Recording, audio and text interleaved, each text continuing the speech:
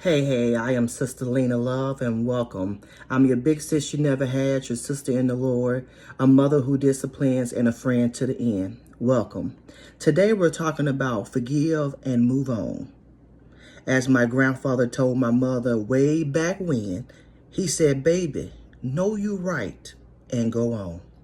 So you got people who look like their lives all together. You like, man, they got cars, houses, and, money. They dress well and everything. And, by society, standards, they got it all together. They are success, finished college, got a nice job. But in reality, underneath all of that, all the material possessions that you see, they are messed up also. Okay? Don't get it confused. And a lot of this will come from, being naive. Messed up because people are harboring unforgiveness. And some of the reasons can be, we were naive. I was naive growing up. I thought everybody was my friend or everybody should be friends with you. I didn't know that people just won't like you just because you're nice. You may live the shelter life. You just didn't know. You just didn't know. You may not have had any wisdom poured into you. You were young. You may have had absent parents, absent family members. And then life begins to happen, and then there are events and decisions that were made in our lives that we're not proud of. Now it's 10, 20, 30 years later, whatever time frame you want to put on that, and we are still affected by those decisions. My mother always said, baby, you make your bed hard, you got to lay on it. And harboring this unforgiveness of why folks weren't there, why you was sheltered, why this happened, why this take place, why they didn't do this for you, why did, if you continue to harbor that unforgiveness, it can be used as an outlet to just give up. A reason, just, that's the reason why. No. It's an outlet for you to give up, to fail, because of such and such. Now, as an example, have you ever talked to someone who cannot see that what has happened is due to their actions?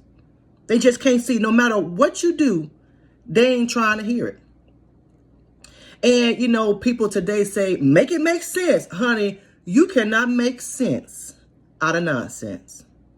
So you will never be as good as you can be until you forgive others. And here's the big one, yourself. That's the big one. Without forgiveness, a part of our lives is stuck on where that event occurred.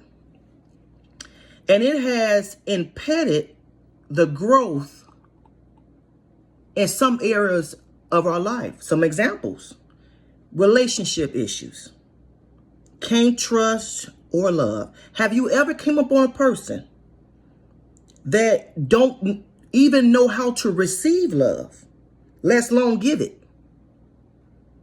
Relationship like, he don't know how to love me, she don't know how to love me. Maybe you need to look and see if they even know what love is.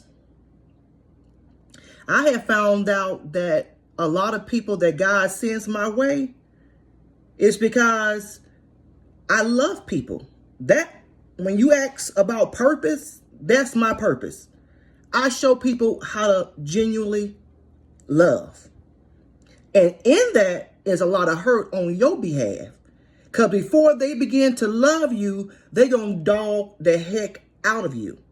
The Bible calls it long suffering. Another indicator is self-identity issues. Low self-esteem. Women who just, or men who would just accept anything.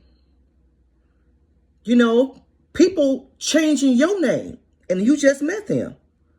How can somebody change your name that you'd had for so long just because they don't like it? When someone changes your name, they have taken your identity. And the flip side of that is high self-esteem. You think too much of yourself. I mean, you faking it till you make it, and you never made it. Another issue or area where you can see this unforgiveness where it has you stuck is financially. You can't keep a job. It's everybody else's fault. That's the first thing that come out their mouth. It's their fault. It ain't my fault. It ain't my fault. I know you had a person that their favorite phrase is, it ain't my fault. Remember that song? It ain't my fault. Yes, it ain't my fault. We have to accept responsibility of the things that we've done. Forgive others and forgive yourself. Another issue is you feel cursed, health issues. Don't you know unforgiveness will cause you to die? It kills you within the inside. There was a study that was done about plants. They had two different types of plants, like in a little jar, plant pottery or whatever. One plant, they put on their love, like just the word love on a piece of cardboard, put it on that plant. The other plant, they put hate. Don't you know the plant that had hate on it died and the one that had love on it didn't? That was just written on a piece of cardboard. Imagine somebody speaking that to you. The Bible says life and death is in the power of the tongue. So my wisdom point today is forgiveness does not mean that you're weak. It just means that you're better. So I hope you're blessed by this message today. Be blessed and stay safe. Bye.